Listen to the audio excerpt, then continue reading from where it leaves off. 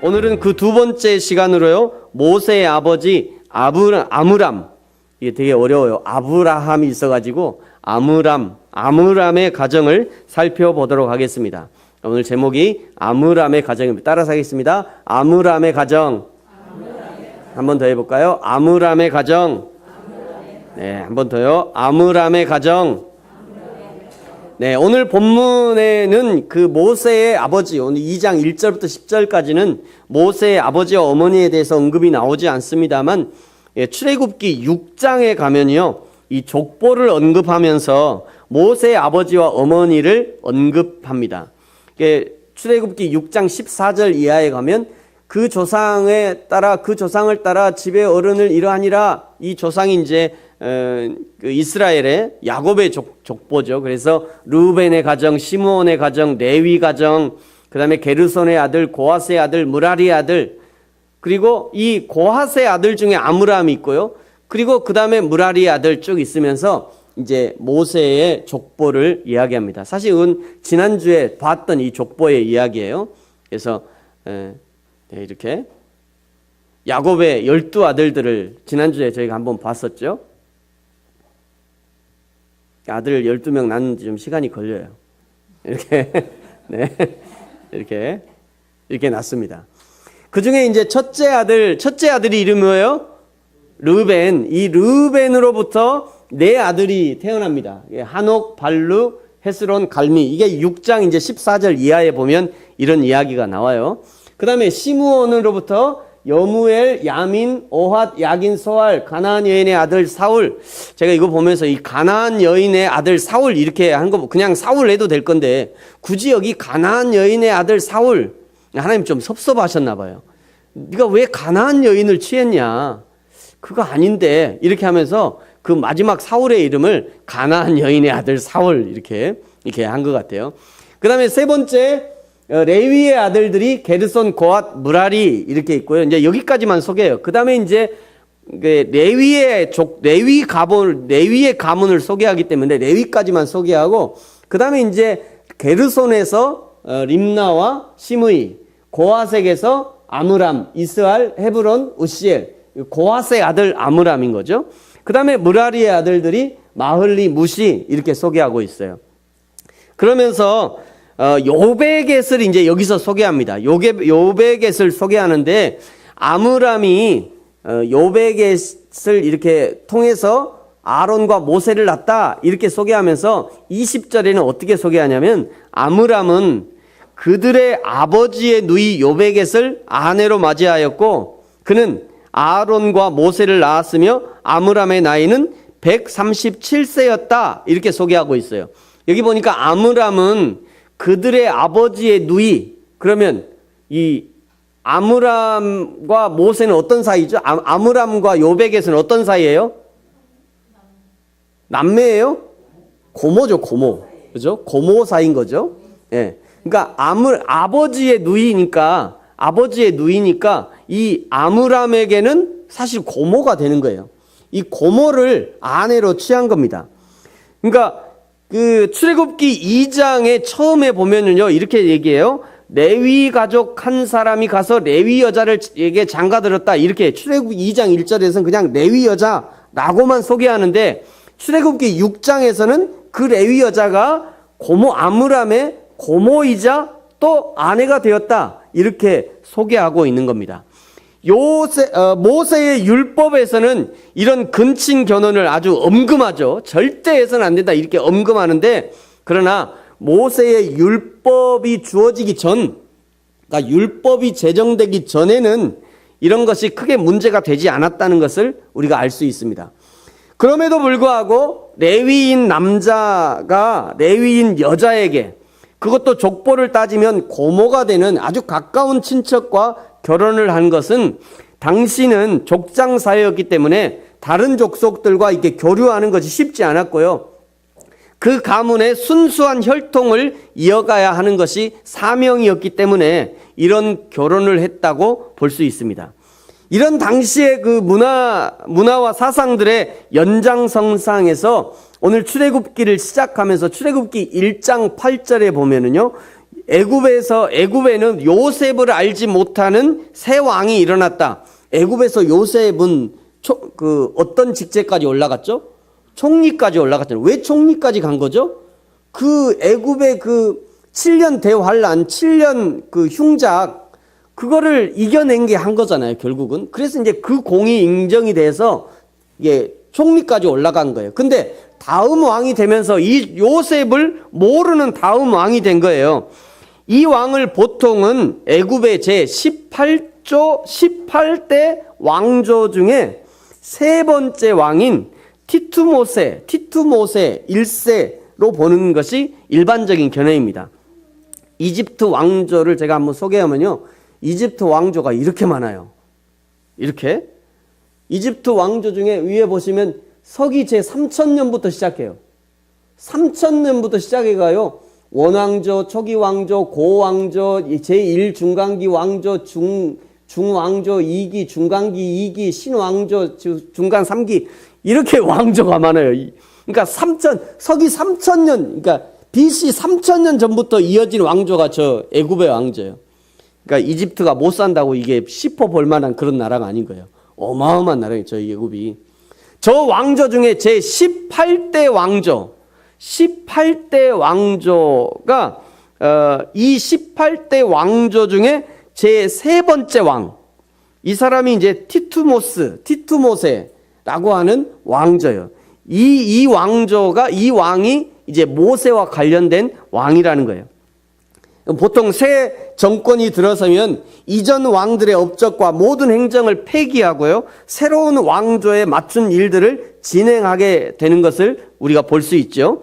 그러니 이전 파라오 시대에 7년의 대흉년을 이겨내도록 아이디어를 내고 그리고 최고위급 총리까지 올라간 그 요셉, 그러나 히브리인이었던 그 요셉을 새 왕조가 기억할 리가 없었던 거죠. 우리나라도 그렇습니다만 세상 다른 어디든지 새로운 정권이 이렇게 들어서면요, 이전 정권을 좀 폄하하려고 하기도 하고 이전 정권의 그림자를 지우려고 하는 것이 보통 세상 권력자들의 속성인 것 같아요. 북한의 김정은이 정권을 잡자마자 그 고모부인 그 장성택이 처형을 당했잖아요. 이런 것도 사실은 그런 거죠. 애굽도 마찬가지였습니다. 새 왕조가 출발하면서 새 왕조에 도움이 안 되는 사람들에 대해서 대대적인 숙청 작업을 시작하고 그 중에 눈에 띄었던 사람들이 이 히브리인들이었어요. 히브리인들은요, 가나안 지역에서 흘러 들어왔고 지금은 종의 신분이지만 거의 200만 명에 육박할 정도로 수가 많아졌어요. 얼마나 이 히브리인들이 아이를 잘 낳는지요. 1장 12절에 보니까 학대를 받을수록 더 번성한대요. 신기해죠. 학대를 받을수록 더 번성해. 아니, 학대하면 피곤해서 뭐 역사가 일어날 일이 없을 것 같은데 학대를 받을수록 이스라엘 사람들은 더 번성한 거예요. 당장 이 사람들을 처리하지 않으면 나중에 정권을 유지하는데 큰 걸림돌이 되겠다라고 판단을 할 정도로 아주 근심이 되었어요. 이 정권 잡은 자들에게 근심이 될 정도였어요. 그래서 이제 내리는 명령이요, 1장 15절에 보니까 이 왕이 명령하는데 그 애굽의 산파들에게 명령하는 겁니다. 뭐라고 명령하냐면 그 산파들에게, 야, 남자아이를 낳거든, 너희가 히브리 여인의 출산을 돕다가 남자아이를 낳거든 남자는 죽여라. 딸은 그냥 살려도, 딸은 쓸만한가 보죠. 남자들은 도움이 안 되니까 남자들은 다 죽여, 이런 거예요. 그런데 이 산파들이 은혜를 받고는요, 이 남자아이들을 살리기 시작합니다. 이게 애굽 왕들이 이게 도저히 이게 통제가 안 돼. 그러니까 나중에는, 야, 너희가 직접 못 죽이거든. 그러면 가서 그 남자아이들 태어나거든. 남자아이들은 그냥 나일강에 버려. 나일강에 왜 버리라는 거죠? 죽으라는 거잖아요. 너희가 직접 못 죽이면 그 나일강에다 차라리 버려. 이렇게 이제 명령을 내린 거예요. 이런 시기에, 이런 엄중한 시기에 레위인의 가정에서 드디어 이제 모세가 태어나게 되는 겁니다. 남자아이가 태어났으니 꼼짝없이 이제 나일강에 던져야 하는 그런 상황이 되는 거예요. 나일강에 던지는 것은 거기서 그냥 유아수영 배우라 이런 얘기가 아니죠. 거기서 죽으라는 거예요. 여러분, 나일강에 가면 뭐가 많을까요? 나일강에 가면 뭐가 많죠? 악어. 나일강에 또 뭐가 있죠? 네? 뱀이요? 네, 뱀도 있나 보죠. 악어가 있죠. 또 나일강에 하마도 있겠죠. 또 물고기가 많을 거 아니에요. 그러니까 나일강에 던지면 악어의 밥이 되고 물고기의 밥이 되고 하마의 밥이 되고, 그래서 이제 나일강에 던지라 얘기하는 겁니다. 영상을 하나 보여드릴게요. 이게 던지는 거예요.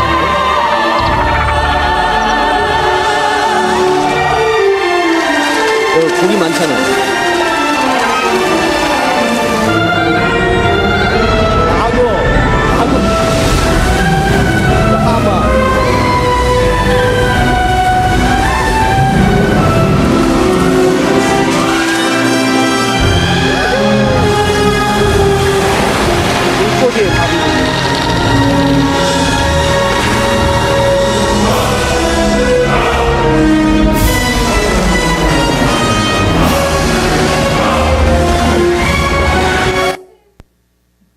우리 부르신교회 영화관이 사운드가 아주 장난이 아니죠. 이렇게 해서 죽으라고, 그러니까 저기 모세가 던져져 가지고요, 악어나 하마의 밥이 되는 거는 전혀 이상한 일이 아닌 거예요. 그냥 거기서 죽으라고 이게 던진 겁니다. 이 레위인 가정에 남자가 태어났고요, 그 부모가 보니까 이 남자가 잘생겼다, 이렇게 성경이 기록하고 있어요. 여기 잘생겼다 이 말은요, 히브리어로 토브라는 단어입니다. 토브. 이 토브라는 단어는 선하다, 아름답다, 좋다, 최선이다, 이런 의미가 있어요. 이 토브라는 단어는 창세기 1장에서 하나님이 천지를 만드실 때 그 만드신 후에 보기에 좋았더라, 보기에 좋았더라, 보기에 심히 좋았더라, 이때가 쓰인 단어가 저 토브라는 단어예요. 하나님의 원 계획과 맞아떨어지고 하나님의 뜻에 합당하고 하나님의 뜻에 어울린다, 하나님의 최고의 작품임을 나타내는 것이 저 토브라는 단어입니다. 레위인 가정, 믿음의 부모인 아므람과 요베겟이 이 아이 속에 있는 하나님의 선하신 뜻, 하나님의 원대하신 계획, 이스라엘을 향한 하나님의 마음을 발견하게 된 거예요. 그래서 좋았다라고 표현하고 있는 겁니다. 드디어 이 아므람과 요게벳이 이 아이를 살리기로 결정합니다. 여러분, 아므람의 가정은 어떤 가정이었는가? 첫 번째는요, 이 가정은 생명을 살리는 가정이었어요. 먼저 3개월을 집에다 숨깁니다. 안 숨기면 뭐 던져야 되니까요. 일단 3개월 숨겨요. 그런데 3개월이 지나고 나니까 모세가 얼마나 건강했던지 3개월이 지나니까 아주 쑥쑥 커요. 얼마나 울음소리가 큰지, 이건 울음소리라도 좀 적었으면 좋을 건데, 울음소리가 크니까 이게 이웃집에게 이제 다 알려지게 되는 거예요. 더 이상 숨길 수가 없게 된 겁니다. 아므람과 요게벳이 드디어 갈대 상자를 준비해요. 상자에 역청과 나무를 칠해서 물에 뜨도록 만듭니다. 노아의 방주와 같은 구조를 하고 있어요. 역청과 진흙을 발랐잖아요. 이게 같은 구조를 하고 있습니다. 노아의 방주에는 키도 없고 노도 없고 어디에 정박할 위한 닷도 없었습니다. 그저 하나님의 바람에 움직이는 대로 흘러다니는 배였어요. 오늘 어린 모세가 타고 있는 이 작은 갈대 상자 역시 노아의 배와 노아의 방주와 비슷했습니다. 노도 없습니다. 키도 없어요. 그저 하나님이 움직이시는 대로, 하나님의 바람이 부시는 대로 그저 나일강을 따라서 떠내려가는 것이죠. 그 어린 생명 하나 살려내기 위해서 숨겨야 할 때는 숨겨두는 겁니다. 더 이상 숨길 수 없자 이제 갈대 상자를 준비해요. 최선으로 문에 뜰 수 있도록 역청과 진을 바른 겁니다. 그 다음에 가장 중요한 작업이 남아있어요. 나일강에 띄워보내는 겁니다. 띄워보내는 것이 살리는 거예요. 갈대 상자를 만드는 것까지도 좋습니다. 더 튼튼하게 만들고 더 두껍게 만들고 습기가 차지 않도록 만들어도 그 상자를 나일강에 띄워보내지 않으면 이 아이는 발각되어서 죽을 수밖에 없는 거예요. 여러분, 우리의 가정도 아이들을 살려내기 위해서 처음에는 바람 하나 들어가지 않도록 그냥 꽁꽁 싸매잖아요. 아이들 태어나면. 아이가 자라면서 점점 풀어놓기 시작해서요. 드디어 성장해서 때가 되면 갈대 상자에 넣어서 나일강에 띄어보내는 그 일들을 해야 되는 거예요. 세상이라는 나일강에 띄어보내야 합니다. 그것이 살 길이에요. 초등학교, 중학교, 고등학교, 대학교, 군대로, 그리고 직장이라는 나일강으로 계속 띄어보내야 돼요. 특별히 남자는 아내라는 나일강으로 띄어보내야 됩니다. 여자는요, 남편이라는 나일강으로 띄어보내야 돼요. 창세기 2장 24절에 보니까요, 이런 원리에서 말씀하시는 거예요. 그러므로 남자가 부모를 떠나 그 아내와 연합하여 둘이 한 몸을 이룰지로다. 여기 떠나라고 하는 이 단어도 히브리어로 아자브라는 단어인데요. 이 단어는 떨어지다, 맡기다, 버리다, 없이 만들어버리다. 없이 만들어버리, 굉장히 아주 자의적인 그런 자발적인 거잖아요. 없이 만들어버리다. 어머니의 품이 아무리 좋아도, 아버지의 그늘이 아무리 안전해도, 그래도 부모를 떠나서 남편이라는 나일강으로, 아내라는 나일강으로, 세상이라는 나일강으로 자꾸 띄워져야 거기서 새로운 하나님의 은혜를 경험하게 된다는 거예요. 그것이 살 길이라는 겁니다.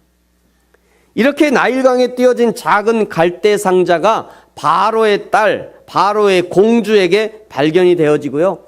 바로의 공주가 보자마자 이 아이가 히브리인의 아이라는 것을 알아봅니다. 그리고는 유모를 찾는데요. 정확하게 그 모세의 어머니가 유모로 선택이 되어져요. 하나님이 하시는 일은 이렇게도 정확합니다. 근데 어떻게 애굽의 왕실에서 나일강에서 건져 올린 이 아이의 유모를 찾는데 정확하게 모세의 어머니가 유모로 선택될 수 있었을까? 여러분 궁금하지 않으세요? 이런 궁금함이 있을 때요. 그냥 하나님이 다 알아서 하시는 거지. 하나님이 다 하셔. 그냥 아멘해 그냥. 하나님이 다 하신다니까. 이게 제일 편해요. 하나님이 다 하신다. 그럼 뭐 연구할 것도 없고 그냥 믿으면 돼. 그냥 아멘 해버리면 끝나요. 그런데 이런 부분을 조금 더 연구해보고 생각해보고 살펴보면요. 성경이 훨씬 재밌어져요. 늘 좀 궁금함을 가지시면 좋습니다. 아주 스펙타클해져요. 성경이 꼭 살아서 꿈틀꿈틀 움직이는 것 같은 그런 성경이 돼요.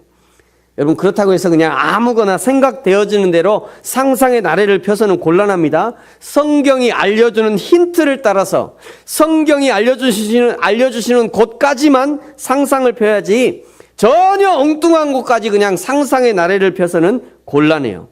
모든 성경을 영적으로 해석하고요. 비유로 해석해서 성경의 본연의 뜻을 잃어버리는 그런 위험도 있을 수 있습니다. 그래서 상상을 하되 주의해야 돼요. 성경이 알려주는 것까지만 상상을 해요. 그러니까 모든 것을 막 비유와 막 그런 해석을 알레고리적 해석이다. 이렇게 얘기하고요. 위험할 수 있습니다. 그런 해석 방법은요. 오늘 모세가 나일강에 던져지고 애굽의 공주에게 발견되어지고 그 아이를 다시 모세의 어머니 요게벳이 젖을 먹이며 키울 수 있었던 힌트가 5절에 등장해요. 5절에 시녀들, 이 시녀들입니다. 애굽의 시녀였으니까 당시에 애굽에서 종살이 하던 이스라엘 사람들이었음이 분명합니다. 그 중에 한 시녀가 모세의 누나 미리암이었을 확률이 있어요. 보통 신학자들이 그렇게 얘기를 합니다.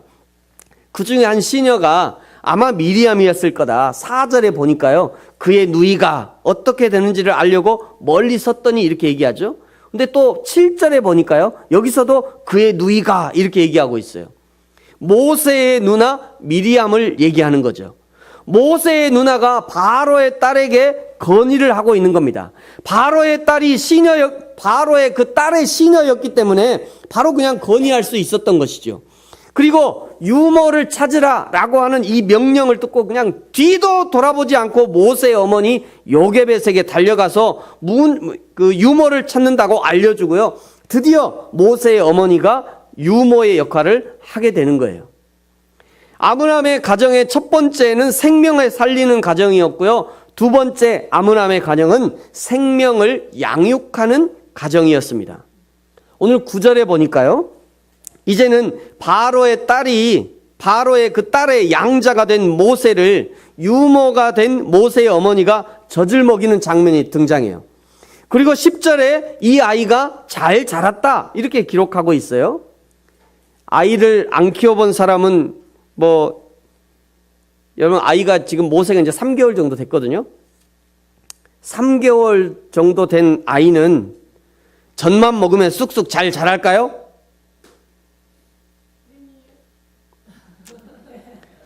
아이가 그냥 젖만 물리면 잘 자라나요? 애기도 안 키워보고 어떻게 알아, 네가? 보통 이제 아이 그 육아를 잘 안 해본 사람은 야 젖이나 잘 먹여, 그럼 잘 크겠지 뭐 이렇게 하지만 젖만 먹어서 애들이 크는 게 아니에요. 애들이 젖만 먹어서 크는 게 아닙니다. 어떤 사람이 이런 영상을 하나 이게 실험 영상을 하나 올려서 제가 여러분에게 좀 보여드릴게요. 하지만 이 양파 두 개의 차이를 둡니다. 하나는 칭찬 양파, 하나는 쌍용 양파. 이렇게 해서요. 여기 물컵 안에 물을 담아두고 각자에게 다른 말을 이렇게 해주는 거예요. 일주일 동안. 내가 많이 사랑해. 내가 진짜 너 많이 사랑하고 양파야 이렇게 예뻐져서 고마워. 난 우리 양파밖에 없어요. 양파짱 너밖에 없어. 나도 사랑해요. 자, 이제 쌍욕 양파에게는 욕을 해줄게요. 이 양파야.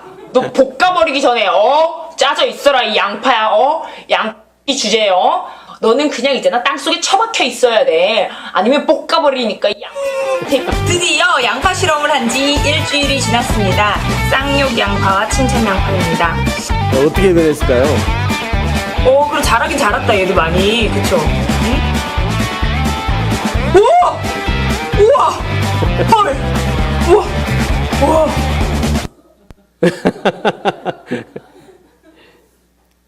여러분 우리 아이들에게 쌍욕을 하면서 키우면 안 됩니다.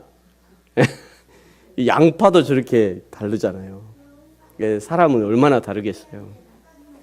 여러분 먼저 우리 이 모세가 오늘 이제 주인공이 이 모세가 어떤 청년으로 자랐는지 한번 볼까요? 11절에 보면요. 2장 11절에 보면 같이 한번 읽을까요? 2장 11절 시작.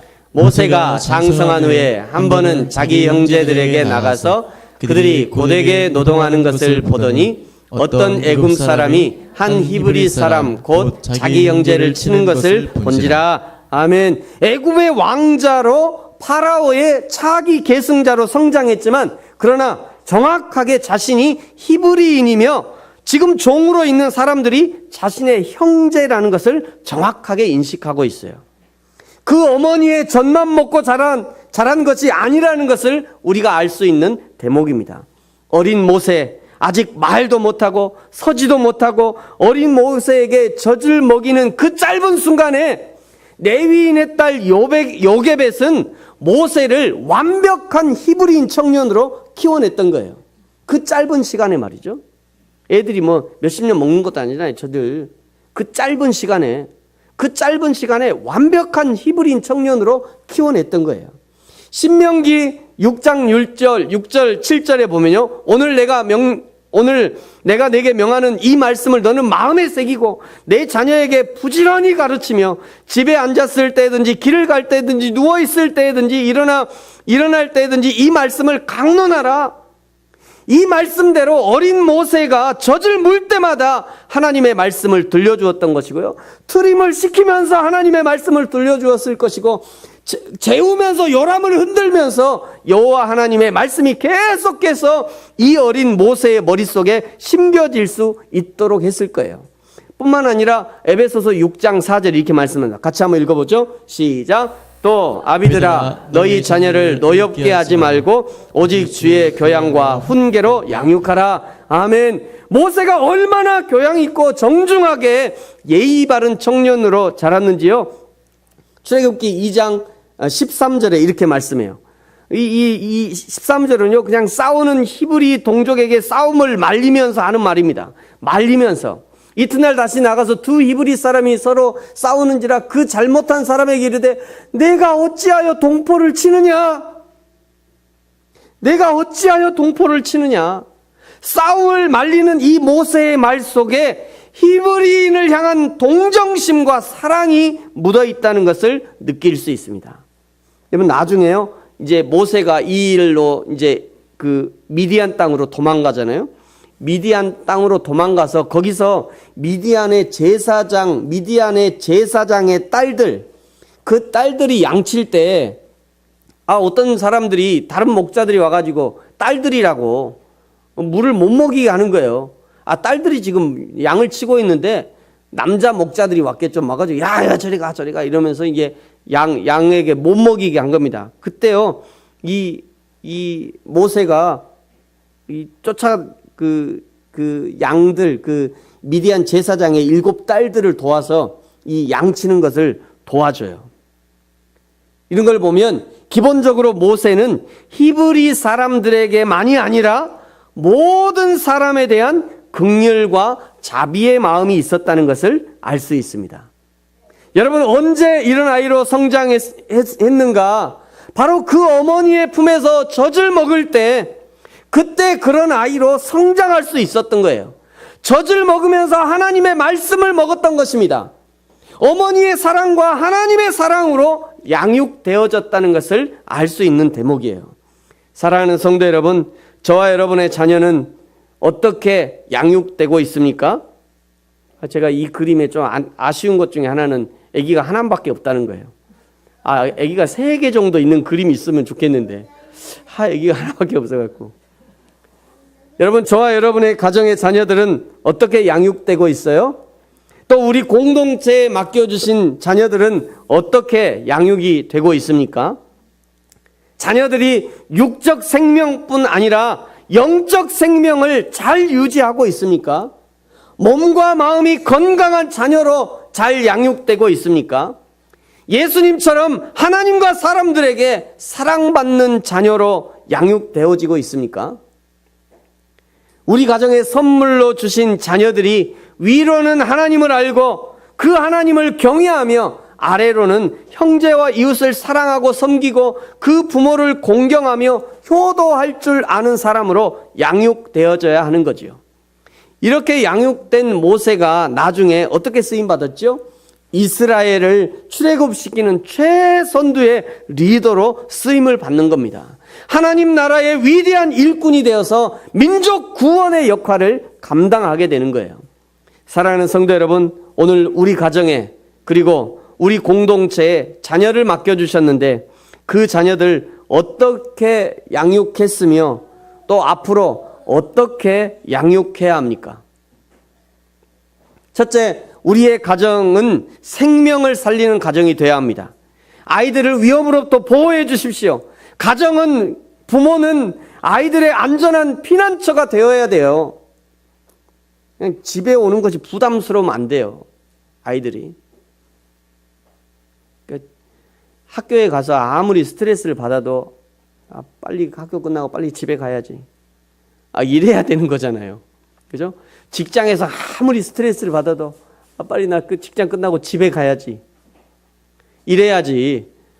학교에서도 스트레스 받는데 집에 가면 더 스트레스 받을 것 같아. 오늘 나 집에 가기 싫다. 이러면 안 되는 거잖아요. 그죠? 직장에서 스트레스 받아서 죽을 지경인데, 그런데 직장 끝나고 나서 나 오늘 집에 가는 거 더 싫다. 이러면 안 되는 거잖아요. 우리의 가정은, 우리의 부모는 아이들의 안전한 피난처가 되어줘야 합니다. 뿐만 아니라 때가 되면 세상이라는 거친 나일강에 떠나보낼 수 있어야 돼요. 그래야 거기서 생명의 주인 되신 하나님을 만나고 경험하게 되는 겁니다. 두 번째, 우리의 가정은요, 생명을 양육하는 가정이 되어야 합니다. 좋은 음식을 먹고 운동을 하고 건강한 육체로 성장하도록 해야 돼요. 뿐만 아니라 여호와 하나님의 말씀으로 양육해야 합니다. 하나님의 진리의 말씀을 아이들에게 전달해 주시기 바랍니다. 또 스스로 말씀을 읽게 하십시오. 예배에 참석하게 하셔야 돼요. 모임에 참석하여 하나님을 만나고 진리이신 하나님을 찾아갈 수 있도록 도와줘야 됩니다. 때가 되면 스스로 하나님을 찾을 수 있도록 말이죠. 이제 머리가 크기 전에는 부모들 따라서 오는 거잖아요.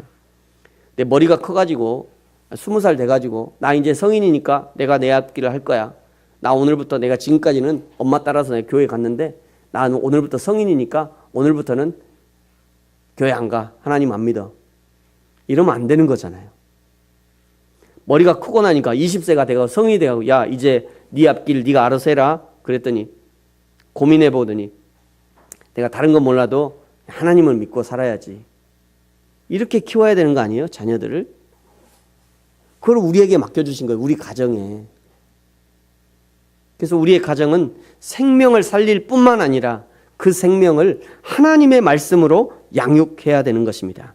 그래야 오늘 아므람과 요베겟의 가정에서 모세라고 하는 이 민족의 지도자가 자라날 수 있었던 것처럼 저와 여러분의 가정에서 그리고 우리의 공동체에서 세상을 살리고 하나님의 나라와 그의 몸된 교회를 세워가는 하나님의 위대한 일꾼들이 많이 배출되어지는 저와 여러분의 가정 또 우리 교회가 되어지기를 예수님의 이름으로 축복합니다. 기도하겠습니다.